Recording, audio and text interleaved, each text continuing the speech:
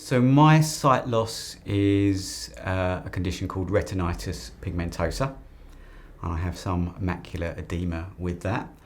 I was diagnosed in 2002, so I had full vision almost up until then, and in fact I was playing cricket for the local first 11 up until about then.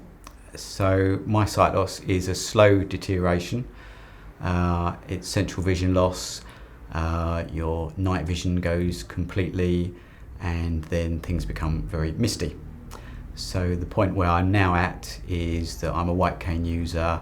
I gave up driving about 8 years ago, so have some vision, but increasingly find it more difficult, and it is a progressive condition. Well, I wasn't a job seeker, so I've never looked for a job. My experience was different because I was in employment for the civil service in a relatively senior position when I was diagnosed. There were no immediate impacts in terms of the sight loss in about 2002, but by about 2004-05 my vision was starting to fail somewhat, and my employer was very good. They made reasonable adjustments. I had some access to work support. But at that point I realised that however many years down the road it was going to be, staying in the job that I was doing was not going to be feasible given the sight loss, no matter how good the employer was in terms of reasonable adjustments. So I decided at that point that I didn't want to work for anybody. I wanted to set up my own business, and I had a transitionary period where I knew that at some point in the future, 3, 4, 5 years down the road, that I was probably going to leave my employment. And at that point I was going to hopelessly transition into running my own business. So because my employer was very good, and I worked particularly hard in those 4, 5, 6 years, as I was scaling down in my employment, I was building up my own business, so that when I eventually did go, which was about 2006-07 I think, I then went into immediately running my own business. I run a company called School Appeal Services. I'm the senior partner in that organisation, and it is an education consultancy. Our main function is to help parents get children into the schools of their choice, whether that be through the normal admission process, or whether that be because of special circumstances due to disability or special educational need. So if you like, I'm a legal advocate for someone who's going through that process.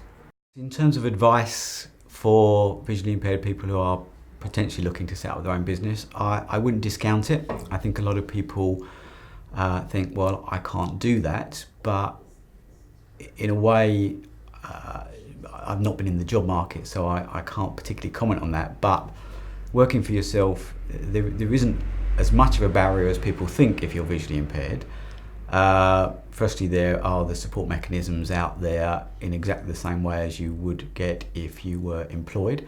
So Access to Work, for example, are very supportive for people who are running their own business, and the form of support in terms of support worker, technology, travel assistance is all available to you if you're running your own business, and all you have to do is have a turnover of £5,000 a year. That's not profit, that's turnover, so that's quite a small amount, and once you can show that you're doing that, then you are eligible for support.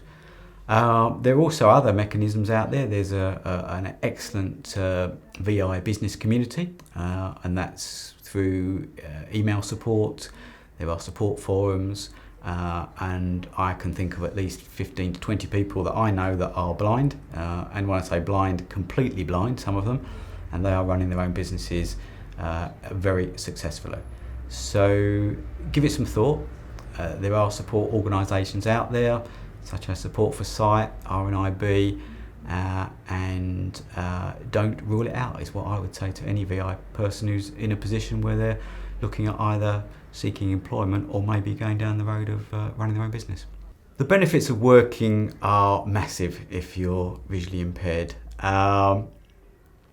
Being a visually impaired person can isolate you. It can isolate you socially, it can isolate you physically. Like anybody, it's useful to have a purpose in life. That's something to get up for in the morning.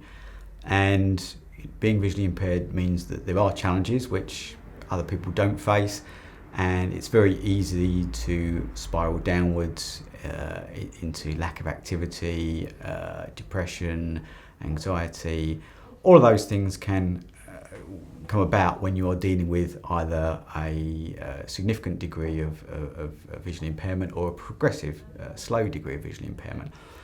Having that benefit of working gives you an opportunity to get out in the environment, to meet people, to have conversations, and at the end of the day to do something where you have achieved something and maybe done something that's good, whether that's a basic thing like achieving a task for yourself, or that's helping somebody else. So it's not only about making money, it's about having a purpose and an objective in life and something to get out of bed for in the morning. My wife does a lot of running around for me. I can't drive, so yeah, I am reliant to a certain extent on other people.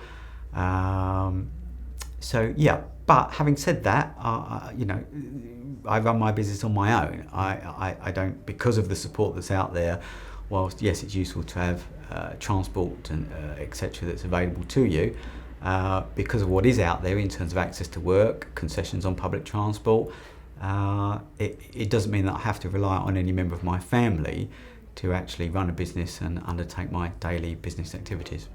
In terms of volunteering, I've volunteered for Support for Sight for more than 2 years now. In terms of my business commitments, the business has been running pretty well and pretty seamlessly for just over 10 years. I enjoy what I do. It makes me a living, it pays the mortgage, but it can be quite isolating.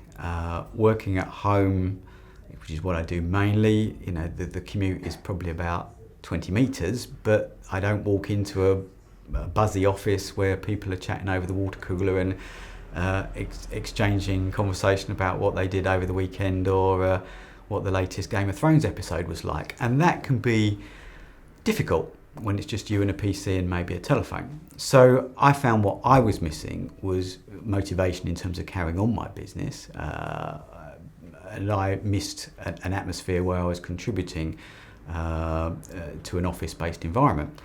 Support for Sight gave me that. It gave me a different motivation, something which I needed at the time. It gave me an opportunity to be part of the visually impaired community, because if you are separate from that community, your work isn't involved in that, your friendship group necessarily isn't visually impaired, your family isn't, you can remain isolated from that community. So I felt I needed to get involved in that community. It helped me to help other people, and that was both for my own mental well-being, I feel, as well. But importantly, again, it gave me that office atmosphere where you could come in, you could have a chat, you could do some good stuff in terms of working and volunteering, but you also felt part of a team.